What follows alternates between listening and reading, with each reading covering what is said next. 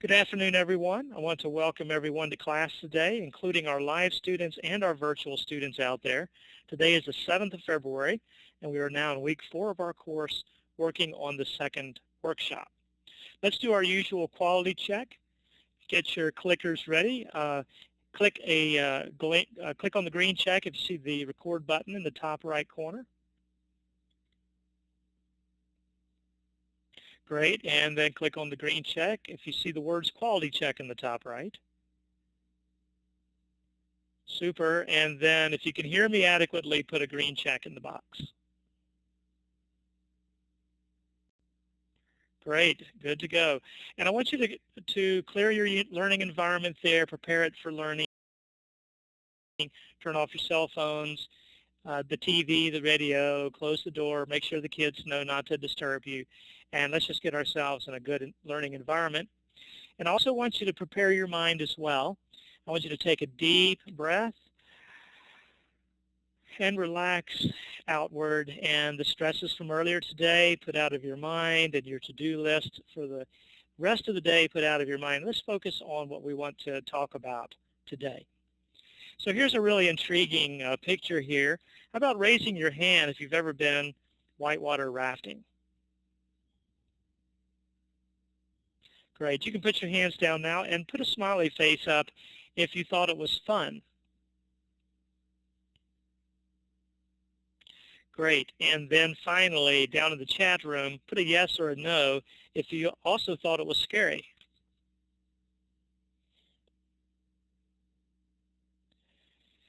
Yes, I've been a couple of times and it was very fun, but it was also a little bit scary. The white water really makes it look exciting even though it's rough. On the one hand, white water is unpredictable because it's churning over and around obstacles like rocks. But at the same time, it is predictable in that it's moving in a clear direction through the beautiful hilly terrain around us, which gives a sense of fun. And our topic today relates to whitewater rafting, because today's topic creates both a churning effect and an exciting experience in the world of online learning. So you'll see what I mean here in just a few moments as we go on. Now, I want to do, or have you guys introduce yourselves for just a moment and tell me about your online experience.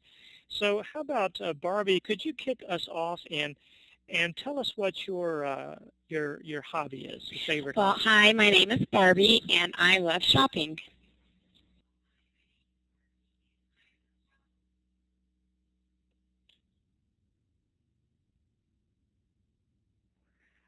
Great, Barbie. Thank you for that. And then how about Ken, your turn? Hello, my name is Ken, and I really like to attend Star Trek conventions.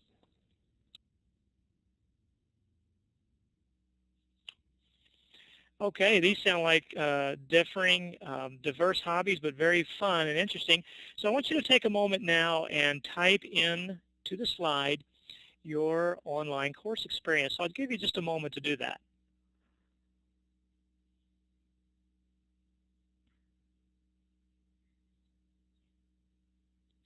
Okay, great. Well, looking at the course, your answers there, I can see that both of you have had online course experience. So let's start with Barbie. Can you tell us a little bit about your experience? Well, I've only taken one online course, but I kind of had to take it 5 times because it took me that long to pass it. So I guess I'm not really very good with the computer.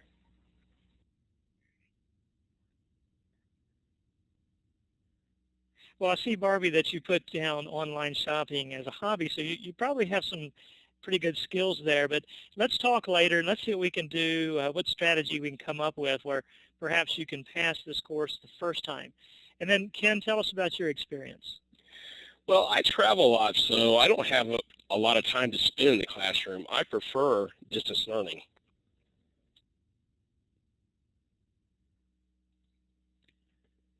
I see. That sounds good. It's great. Online learning is great for travelers. So I expect some good discussion from you guys today with this experience that you have. Just to kick off, our big idea today comes from Dr. Straumsheim's survey, and this is sort of a variation of what his survey says. He and several others did a survey on faculty attitudes toward online learning. And from your reading of that survey, you will know that there are varying degrees of acceptance by college faculty of online courses as compared to face-to-face courses. So our big idea today is that more acceptance of online courses can be achieved with the use of effective course design methods. So let's develop this idea just a little bit. We'll start out with our objectives today, and that's our first fun objective, is that we can all know one hobby of another student in the class. And then our more serious objectives would be that we each be able to explain one way that educational technology can improve effectiveness of education, and describe one way that blended learning can impact effectiveness of education. Our first topic addresses a study done by Gallup for Inside Higher Ed, and the study indicates that the trend is 75% of 2,000 plus college teachers in the study accepted the idea that online learning can improve student outcomes as compared to traditional face-to-face classrooms. To those of us who do online teaching, this is very exciting. However, when we peel back the onion on the survey, we see something ominous, and that is 30% of those 75% who agree with us are barely in the raft with us. The results of this survey would indicate we are navigating some unsettled waters, and not everyone is certain yet on the comparison of online learning. So where am I going with this topic? For the next few years, you may be drawn into discussions about the effectiveness of online learning, and I want you to be prepared for those conversations. So let's do an activity here that will help prepare you. I have a statement up here that comes from Dr. Straumsheim's study, and I'll take a moment and read that. It says, online courses can achieve learning outcomes that are at least as equivalent to those of in-person courses. Now here's a scenario. If you were having a discussion with another college instructor or your own peers, and this statement was made, how would you approach the debate? So let's start with Barbie. What are your thoughts? I guess I would be concerned about the terminology. Like, for instance, when somebody uses the term online learning, that can mean a lot of different things. So I'd want to make sure that we're talking about the same thing. Like, for instance, all online, or is it blended learning?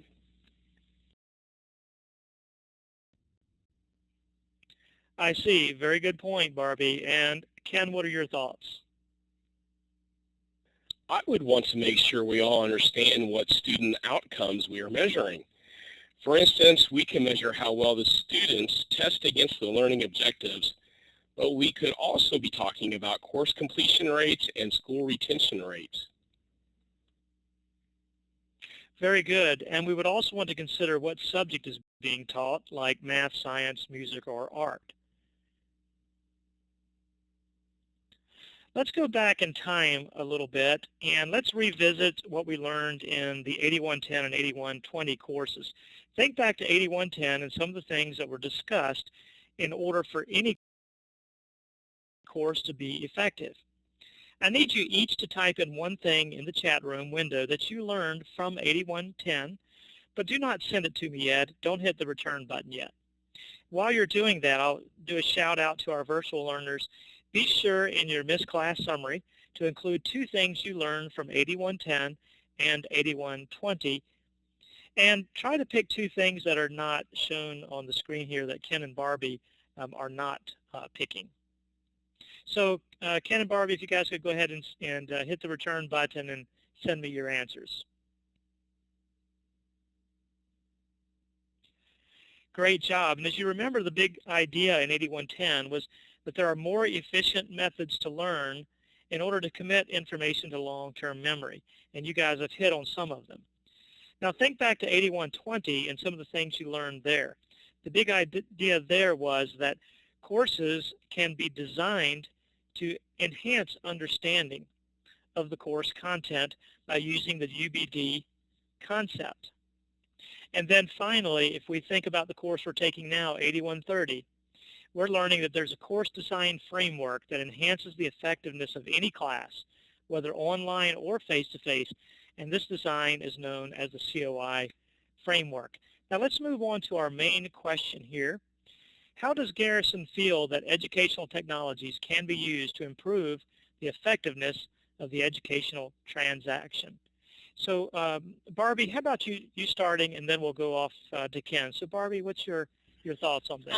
Well, I think that online learning is also flexible and that students can read some of the material when they're ready to learn.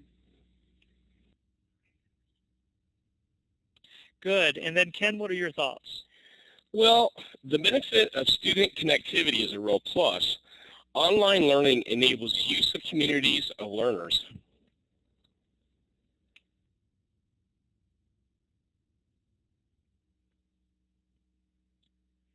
Great job. Flexibility and connectivity are great strengths of online courses. Let's move on to our next topic now.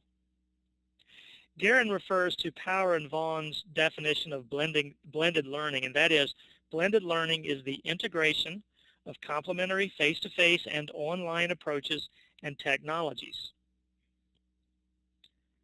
How does Garrison believe that blended learning can have an impact on the effectiveness of education? Ken, can you give us your thoughts there? Well, I mentioned earlier about use of communities of learners. With blended learning, these learners can engage in critical reflection and disclosure and discourse.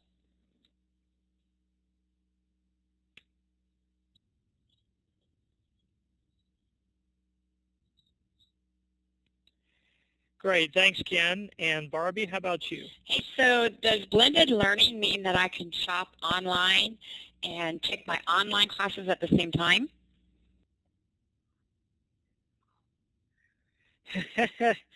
Barbie, that is very interesting. I'm wondering if maybe that has something to do with you having taken that one online course 5 times.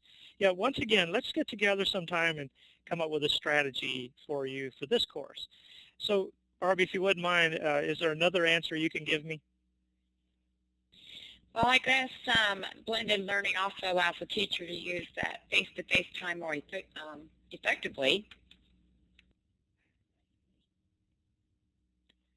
That's a much better answer, Barbie, and it really fits what we're talking about today.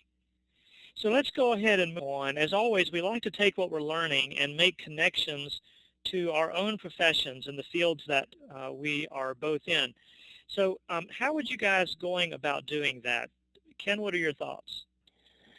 Well, I definitely feel better prepared to carry on the debate about online learning. I know that it is important to make sure terms are well defined. That makes a lot of sense. And Barbie, your thoughts? Yeah, I agree.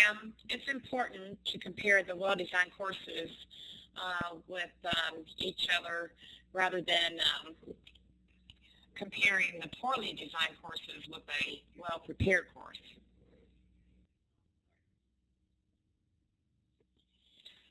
Excellent. You guys are coming up with some great ideas.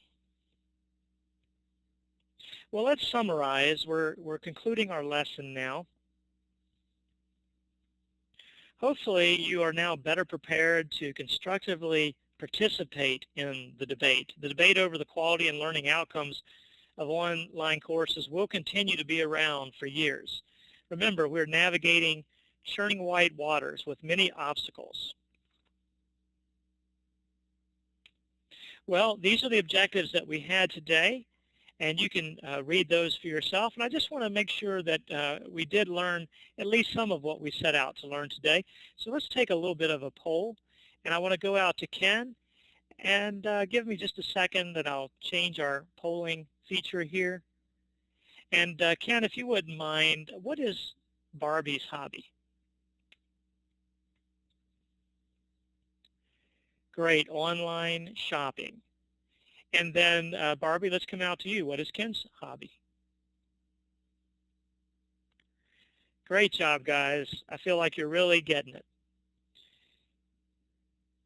Well, we've had a successful lesson today. Thank you very much for coming. Thanks to the virtual learners out there who will be watching the recording later.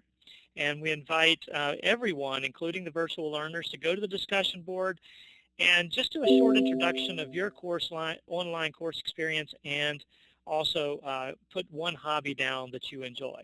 So you guys have a great day and a great week, and we will see you back next week.